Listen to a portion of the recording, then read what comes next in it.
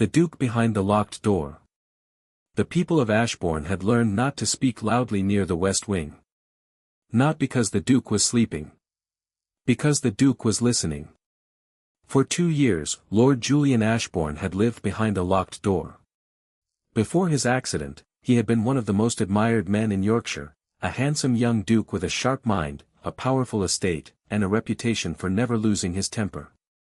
Then one winter evening, his carriage overturned on an icy road. His younger brother died instantly. Julian survived. But he never walked again. Society had been sympathetic for precisely 3 months. After that, sympathy became embarrassment. Invitations stopped arriving. His fiancée married another man. His friends discovered that hunting parties were less enjoyable when their host could not ride. And Julian learned something worse than pain. People looked at him differently. As if his body had become a warning. By the time 28-year-old Julian returned permanently to Ashbourne Hall, he had stopped allowing visitors into his private rooms. Only 3 people were permitted inside the West Wing. His valet. His physician. And Mrs. Bell, the housekeeper. Everyone else was expected to knock once and leave. Especially servants. Especially children. That rule had remained unbroken until the morning little Lucy Hart walked through the forbidden door. Lucy was 6 years old. She was the daughter of Nora Hart, a widowed maid who worked 14 hours a day for the Ashbourne household. Lucy had been told repeatedly never to enter the West Wing. Naturally, she became curious. That morning, she was chasing a blue ribbon that had blown through the corridor. The ribbon disappeared beneath the heavy oak door. Lucy looked around. Nobody was there. She opened it. Inside was darkness. Hello. No answer. She stepped forward. The room was enormous. Tall windows. Dusty books. A cold fireplace. Paintings covered the walls. And near the window sat the Duke. Julian was staring outside. Lucy froze. He turned his head. "What are you doing here?" Lucy swallowed. "I came for my ribbon." "Take it." She found it beneath a chair. Then she noticed something strange. The Duke was holding a small wooden horse. He was turning it over in his hand. "You like horses?" Julian looked down. "I used to." Lucy nodded thoughtfully. "Then why don't you ride anymore?" Julian stared at her. Most adults avoided the subject. The child simply asked. "Because I cannot." "Oh." She considered this. Then said. "That must be inconvenient." Julian almost laughed. "Inconvenient?" "Yes." She pointed toward his wheelchair. "You have to use that instead." For the first time in 2 years, someone had spoken to him without pity. Julian's mouth twitched. "You are very honest." "My mother says honesty is important." "What else does your mother say?" "That rich people don't like children asking questions." Julian laughed. Actually laughed. Lucy smiled. Then footsteps sounded outside. Nora appeared in the doorway. Her face went white. "Lucy." She rushed inside. "I am so sorry, Your Grace." Julian looked at the child. Then at her mother. "Why?" Nora lowered her head. "She was told not to come here." Julian looked back at Lucy. "She didn't break anything." "That isn't the point." "Then what is?" Nora hesitated. "The West Wing is private." Julian nodded. "It is." Nora took Lucy's hand. "Come." Lucy looked back. "Goodbye, Your Grace." Julian nodded. But before she left, Lucy stopped. She reached into her pocket. She pulled out a small paper drawing. She placed it on the table. Then she ran away. Julian looked at it. It showed a large black horse. Beside it stood a man in a wheelchair. Above them was the sun. At the bottom, in crooked handwriting, Lucy had written, "You can still go somewhere." Julian stared at the drawing for a long time. He didn't know why those 6 words hurt. Perhaps because he had spent 2 years believing they were false. That evening, Lady Eleanor Ashbourne arrived. Julian's aunt. Beautiful. Elegant. And dangerous. She entered his study without knocking. "I heard a child was in here." Julian folded the drawing. She was. A servant's daughter? Yes. You should dismiss her mother. Julian looked up. For opening a door. For forgetting her place. His expression hardened. She apologized. That is not enough. Then what is? Eleanor smiled. Discipline. Julian said nothing. She stepped closer. You need to understand something. What? You are no longer the man you were. Julian's fingers tightened around the armrest. Eleanor continued softly. You cannot manage Ashbourne forever. There it was. The real reason. She wanted control of his estate. Julian knew it. She knew he knew it. Neither said another word.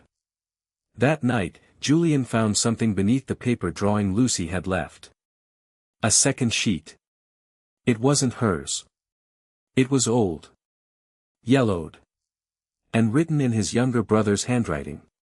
Only one sentence was visible. Julian, if I die, do not trust Eleanor. Julian stopped breathing. His brother had written the note before the accident.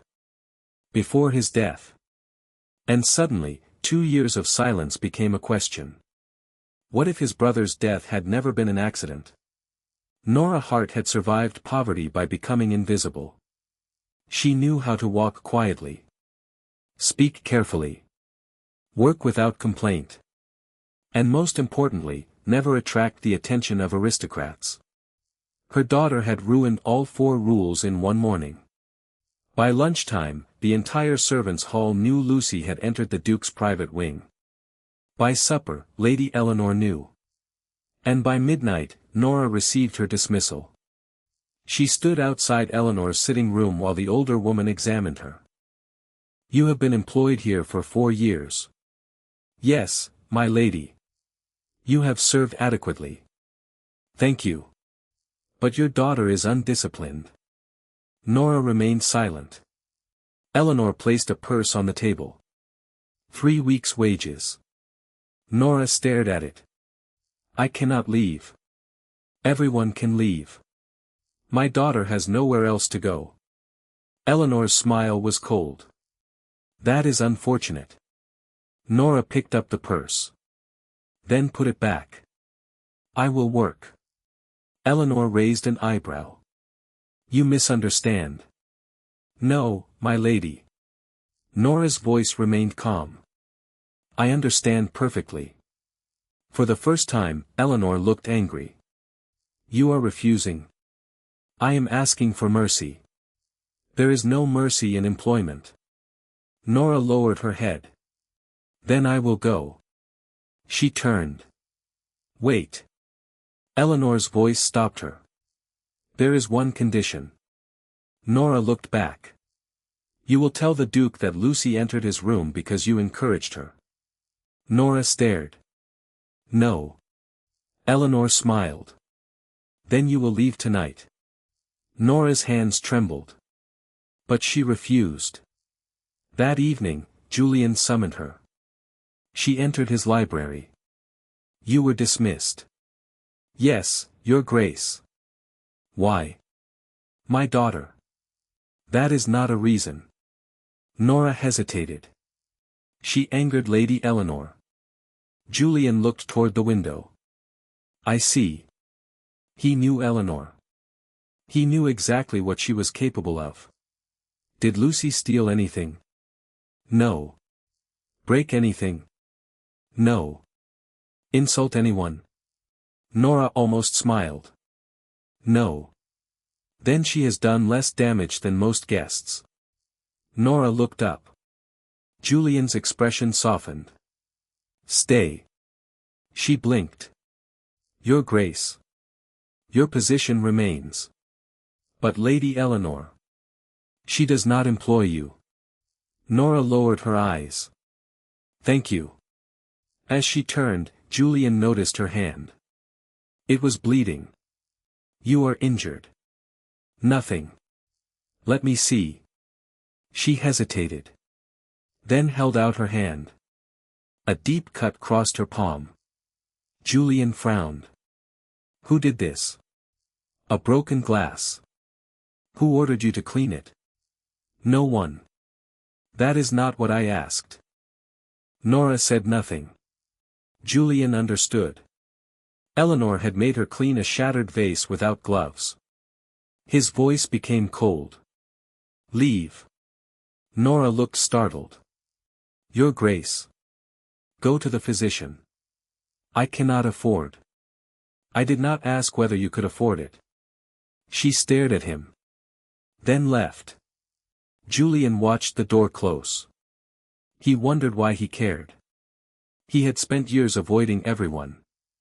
Yet this woman had entered his life without asking permission. And somehow, her quiet dignity disturbed him more than any insult. The next morning, Lucy returned. She stood outside the library. May I come in? Julian looked at her. Why? I brought you something. She entered. She placed a small red apple on his desk. My mother says you don't eat enough. Julian stared at the apple. Your mother says that. She says you look sad. He almost smiled. Does she? Yes. Lucy climbed into a chair. Then whispered. Are you sad because people leave? Julian's expression changed. Why would you ask that? Because people leave my mother too. Silence. Julian looked at the child. Who left her? My father. Julian knew Nora was widowed. But Lucy spoke differently. Not like someone remembering death. Like someone remembering abandonment. Your father died. Lucy shook her head. No. Julian's eyes narrowed. He left. When? Before I was born. That evening, Julian asked Mrs. Bell about Nora's husband. The housekeeper became uncomfortable. His name was Thomas Hart. What happened? He worked for your brother. Julian froze. What? Mrs. Bell looked toward the door. Thomas knew something. What? I don't know. Mrs. Bell. The old woman lowered her voice. Your brother trusted him. Julian stared at her. And where is Thomas now? She hesitated. Dead. How? An accident. Julian's blood ran cold. Another accident. The same word. The same convenient explanation. 2 deaths. 2 accidents. And both connected to his family. Julian began investigating quietly. He ordered old household records. Payment books. Medical reports. Travel documents. Nothing. Every document concerning his brother had disappeared. Every document concerning Thomas Hart had been removed. Someone had cleaned the past. Too carefully. Meanwhile, Nora noticed something strange. Lucy had begun receiving small gifts. A book. A ribbon. A wooden horse. None carried a name. But Lucy always found them outside the library. Nora confronted Julian. Your Grace, please stop. He looked confused. Stop what? Giving my daughter things. I have given her nothing. Nora stared. Then who has? Neither knew. That night, Nora followed Lucy. The child walked quietly down the corridor. She stopped outside the west wing. Something was waiting beneath the door. A small envelope. Lucy picked it up. Nora grabbed it. Where did this come from? Lucy shook her head. I don't know.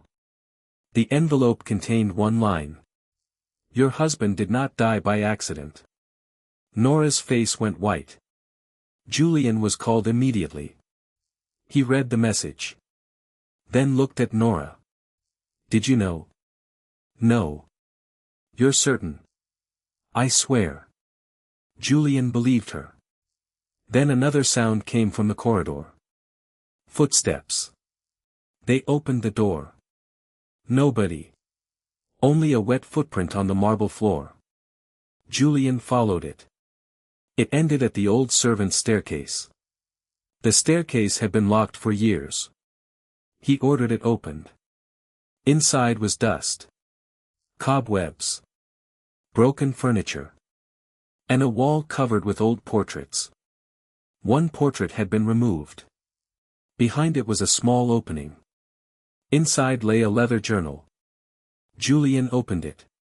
His brother's handwriting. If Julian survives, tell him Eleanor knows. The next page. Thomas Hart found the accounts. The next. The accident was arranged. Julian stopped. His hands shook. Nora covered her mouth. Then they heard a scream. Lucy. They ran. She was standing in the corridor. A man had grabbed her. Julian's voice thundered. Let her go. The man pushed Lucy away. Nora caught her. The stranger fled. Julian shouted for the guards. But the man disappeared through a hidden passage. Nora held Lucy tightly. Julian looked at her. You see now? Nora nodded. They know we found something. Julian moved toward them. I will protect you. Nora looked at him. No. He stopped. I don't want protection that comes from pity. It doesn't. Then what does it come from? Julian looked directly at her. Respect. She didn't answer. For the first time, she saw something in his eyes. Not pity. Not charity. Something far more dangerous. Trust. The lady who wanted the Duke broken. Lady Eleanor struck back. She invited 30 aristocrats to Ashbourne Hall. The purpose was supposed to be a charity dinner. It became a public trial. Nora served wine. Lucy stayed upstairs. Julian was wheeled into the ballroom. Eleanor smiled. My nephew has been unwell. Julian's eyes narrowed. I am aware. The guests laughed nervously. Eleanor continued. It has become difficult for him to manage the estate. Julian said nothing. Then she called a physician. The physician examined Julian in front of everyone. He asked questions designed to humiliate him. Do you suffer confusion? No. Do you remember recent events? Yes. Do you believe you are capable of managing Ashbourne? Yes. The doctor smiled. A fascinating confidence. Julian knew the trap. Eleanor wanted him declared mentally incapable. Then she would become guardian. An owner of his estate in everything but name. Nora watched from the side. Suddenly Eleanor turned toward her. Perhaps the maid can tell us. Nora froze. Tell us what? Does the Duke make sensible decisions? The room went silent. Nora knew the correct answer. Yes, my lady. Eleanor smiled. You are afraid to answer honestly. Nora looked at Julian. Then at the room. And said.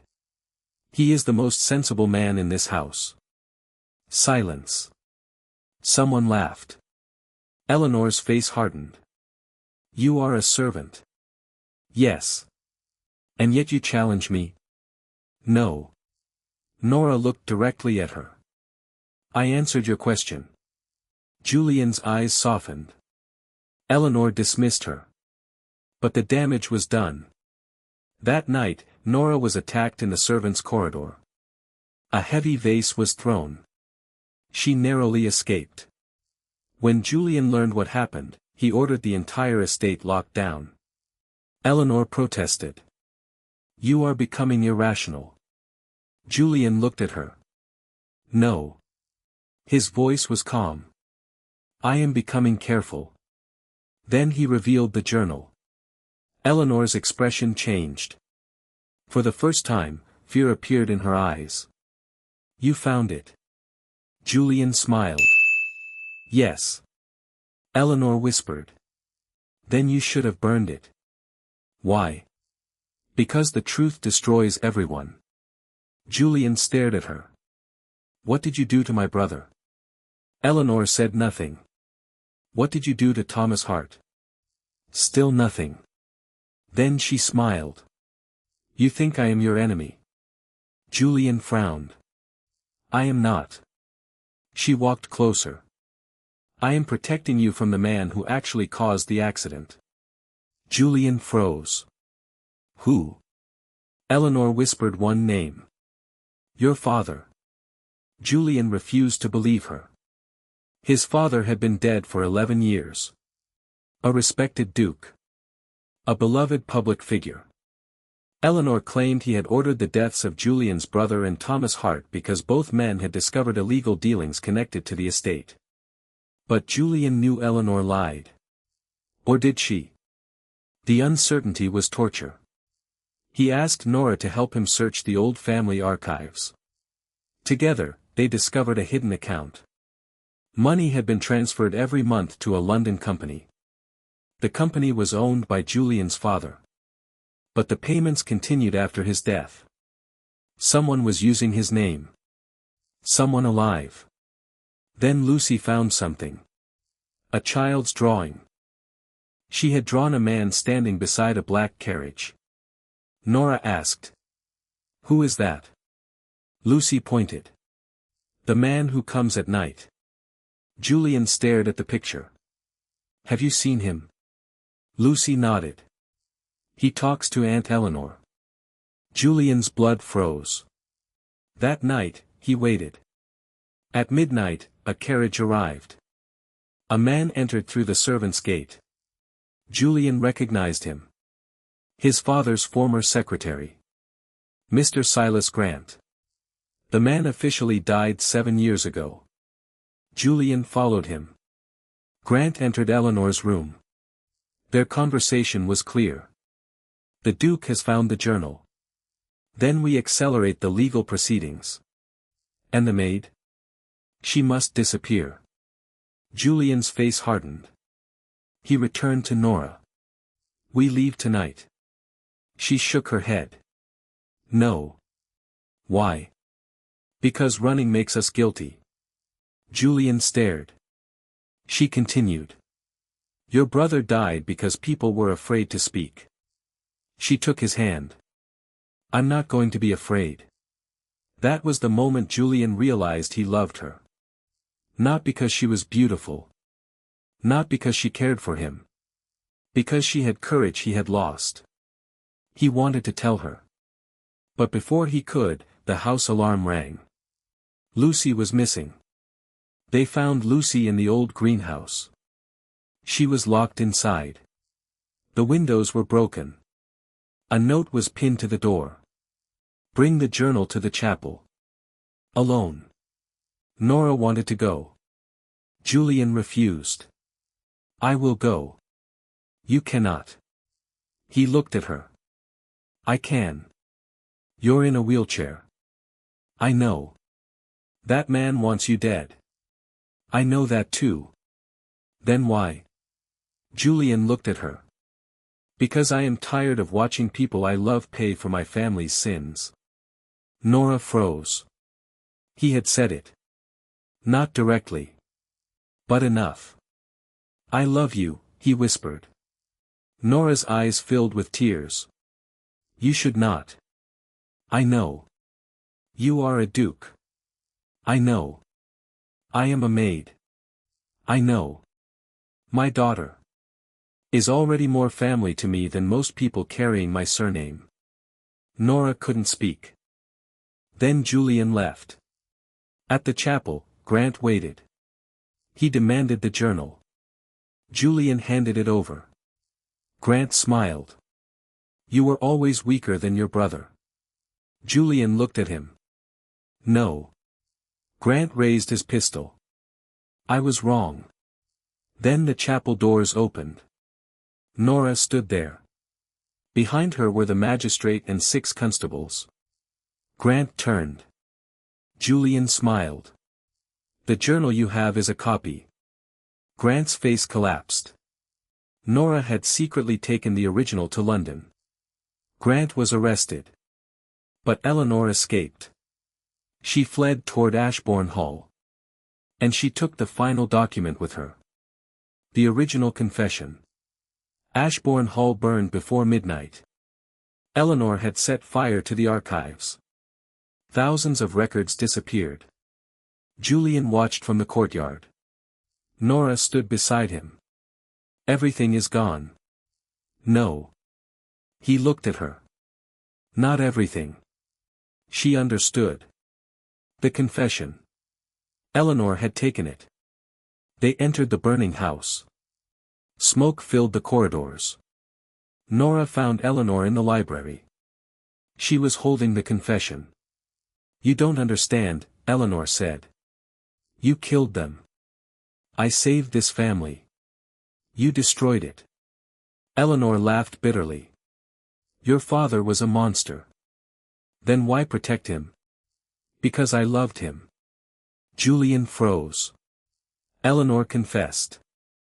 Julian's father had been involved in financial crimes. His brother discovered the truth. Thomas discovered it too. Eleanor tried to stop the killings. But Grant acted before she could. She had covered everything afterward. Not to gain the estate. To protect the family name. Julian stared at her. You let innocent people die. Eleanor began crying. I was afraid. Nora stepped forward. And now? Eleanor looked at her. Now I am tired. She handed over the confession. Then the roof collapsed. Julian was trapped beneath falling timber. Nora screamed. She tried to move it. It was too heavy. Julian told her to leave. She refused. I left men behind once because I was afraid. She strained against the timber. I will never do it again. With help from the constables, they freed him. Eleanor did not survive the fire. Before she died, she whispered to Julian.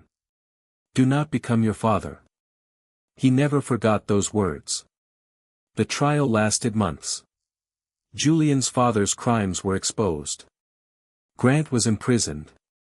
The estate was nearly bankrupt. Julian could have blamed Nora. Instead, he protected her. Society expected him to send her away. He did the opposite. He asked her to marry him. Nora refused. Not because she didn't love him. Because she feared he wanted to repay a debt. Julian understood. So he did something no one expected. He gave her nothing. No jewels. No title. No promise of wealth. He simply asked her to stay. For once, he said, I want someone to choose me without choosing my name. Nora cried. You make it impossible to say no. Then don't. She smiled. Yes. The wedding was small. No grand aristocratic spectacle. Lucy carried flowers. Mrs. Bell cried. And Julian stood at the altar with trembling hands. He still could not walk. He didn't pretend otherwise. When Nora reached him, he whispered. I cannot promise you a life without difficulty. I know. I cannot promise my body will recover. I know. I cannot promise society will accept you. Nora smiled. I stopped needing society's permission a long time ago. He laughed. Then she took his hand. And they married. 1 year later, Ashbourne Hall looked different. Not richer. Not grander. Warmer. Children's drawings covered the library walls. Flowers grew outside the west wing. The door that had once remained locked was always open. Lucy had a small desk beside Julian's. Nora often read beside the fireplace. And Julian had learned something unexpected. He no longer hated the chair. It carried him to places he once believed were closed forever. One afternoon, Lucy entered the library carrying a wooden horse. "Father?" Julian looked up. "Yes. Can we go outside?" He smiled. "Of course." Nora appeared in the doorway. "Your tea is getting cold." Julian looked at her. "I'll survive." She smiled. Lucy climbed beside him. "Race you to the garden." Julian laughed. "You will win." "I know." They moved toward the door. Nora followed. For 2 years, Julian had believed the West Wing was his prison. He had thought the locked door protected him from pity. From judgment.